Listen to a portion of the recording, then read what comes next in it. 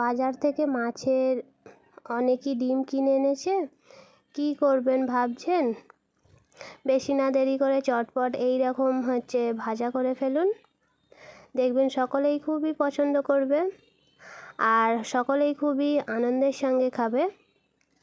কিভাবে ভাজাটা বানালাম তার জন্য পুরো ভিডিওটা দেখার চেষ্টা করবেন। আশা করছি আপনাদের উপকারে আসবে।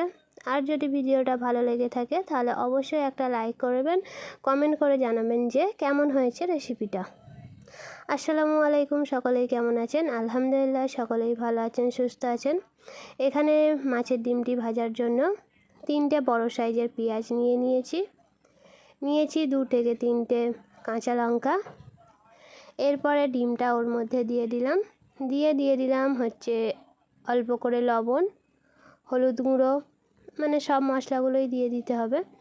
হলুদ গুঁড়োর পর দিয়ে দেবো ধনিয়া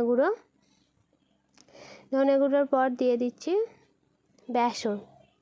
আমি এখানে লঙ্কা গুঁড়ো ব্যবহার করিনি, যেহেতু কাঁচা লঙ্কা দিয়েছি। সবগুলোকে একসঙ্গে ভালো করে মাখিয়ে নিয়েছি। দেখতেই পাচ্ছেন বেসনের পরিমাণটা কম দিয়েছি, কারণ বেসনের পরিমাণটা বেশি হয়ে গেলে মাছের ডিমের স্বাদ অতটা ভালো লাগবে না। তাই অল্প পরিমাণ বেসন দিয়ে এটাকে ভালো করে চটকে একদম মাখিয়ে নিয়েছি।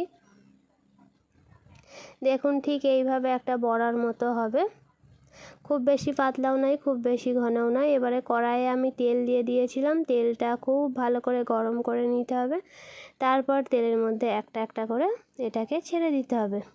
আপনারা চাইলে গোলও করতে পারেন, কিন্তু এইটা একটু চাপটা মতো করলে এর স্বাদটা ভালো হবে। তাই আমি এইভাবে এটাকে দিয়ে দিচ্ছি। তেলটাকে খুব ভালো করে প্রথমে গরম করে নিয়েছি, আর এটাকে ভাজতে হবে গ্যাসের একদম হালকা আঁচ রেখে, নালে ভেতরে কাঁচা রয়ে যাবে আর বাইরের অংশটা পুড়ে যাবে। তাই একদম হালকা আঁচে 15 থেকে 20 মিনিট সময় লাগবে এটাকে ভাজতে। দেখুন এবারে আমার ভাজা পুরোপুরি কমপ্লিট হয়ে গেছে। কত সুন্দর কালার এসেছে। আশা করছি আপনারাও এইভাবে একবার মাছের ডিম বাড়িতে ভাজা করে দেখবেন, খুবই সুন্দর লাগবে বড়া বানিয়ে। এটা এমনিও খেলে খাওয়া যায়, ভাতের সাথেও খাওয়া যায়।